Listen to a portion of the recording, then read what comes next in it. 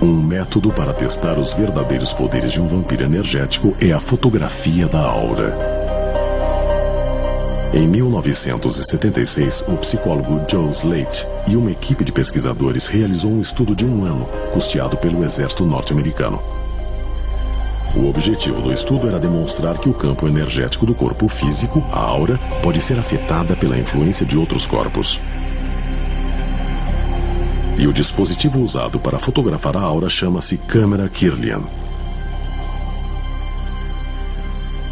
A fotografia Kirlian foi criada na primeira metade do século XX por uma equipe russa formada por um casal.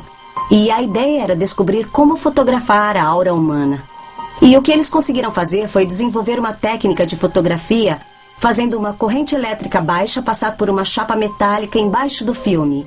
E então, colocavam a mão ou as pontas dos dedos da pessoa no filme e o filme era revelado. E o resultado era uma nuvem de luz em torno da mão e em torno dos dedos. E essa energia, que é mensurável, essa carga bioelétrica, parece ser o alimento dos vampiros energéticos.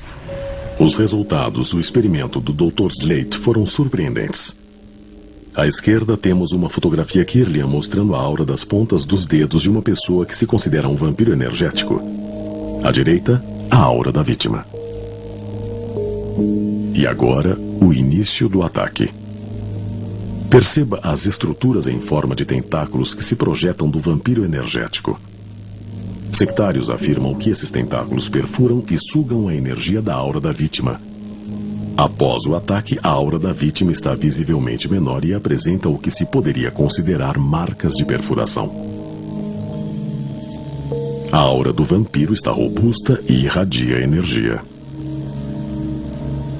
No relatório do Dr. Slate, os resultados do experimento foram interpretados de maneira explícita. Para ele, os vampiros energéticos existem.